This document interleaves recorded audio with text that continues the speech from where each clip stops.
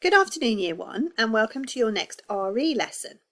Remember, we've been thinking about people who care for us, and we've thought about people that care for us in our homes, in our schools. We've talked about people who care for us in our community.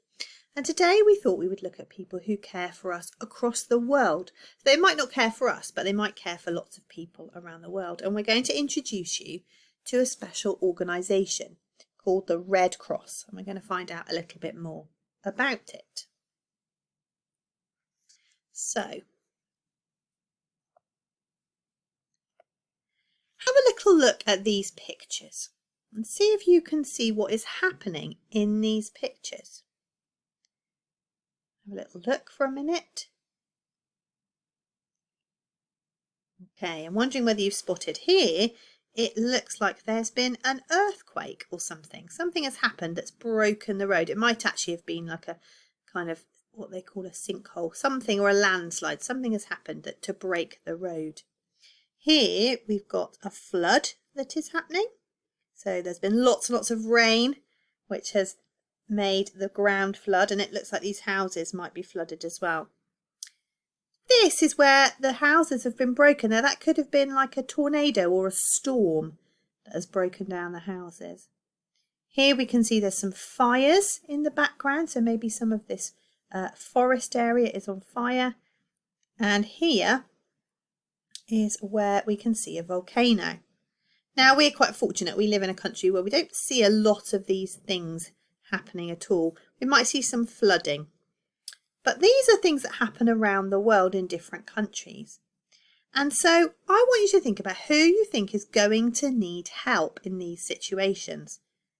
You might have a little look at the pictures and think, well, maybe these people need help to get themselves along the road because they can't get any further. What do you think about these people in these floods? How might they need some help?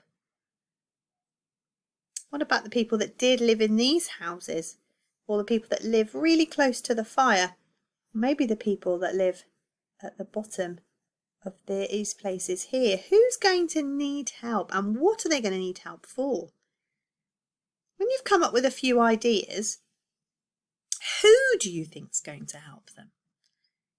You think of people that might be able to help them. Do you think they might also need the fire brigade or the police or the ambulances? Who do you think is going to help them? How can they help them?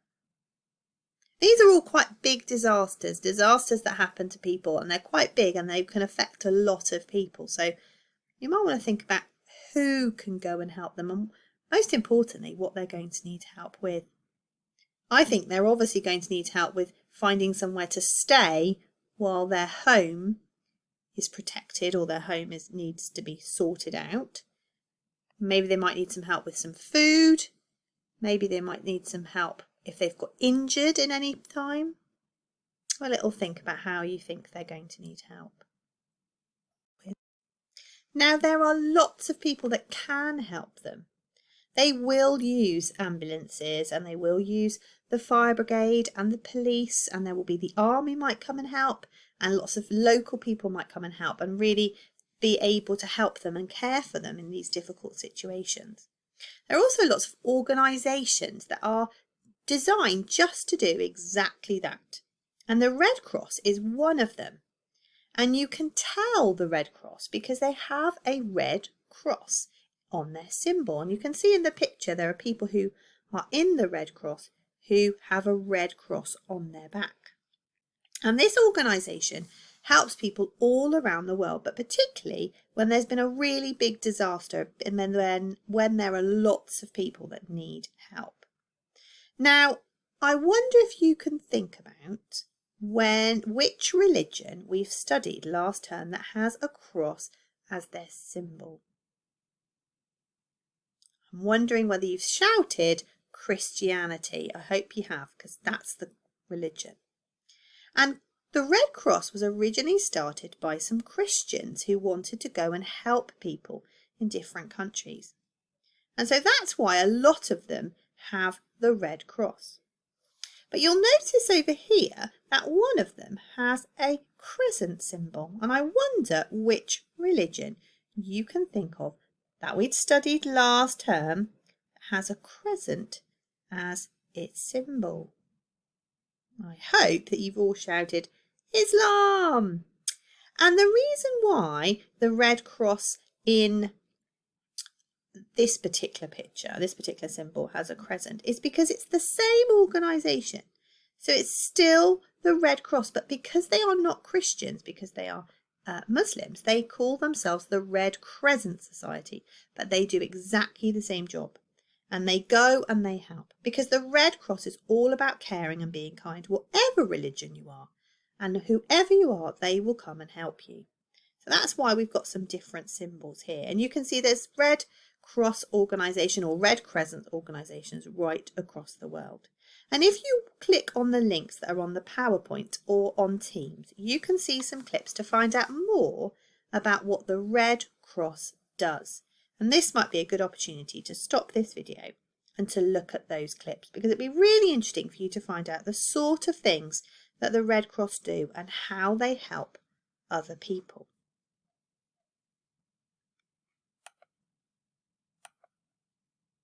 Okay, so we found out that the Red Cross do lots of different things. They will help people to find food. They will help people if they are injured or hurt, or if they haven't got anywhere to live. If there's been a big disaster where they live, they will come in and they will provide help and comfort and care. And the Red Cross have created a kindness calendar because the Red Cross really believe that being kind is the most important thing. And I'd like you to think today about what it is to be kind. What does it mean to be kind, and how can you show kindness? I'd really like you to write a list of all your ideas and maybe ask some of the people in your family for theirs.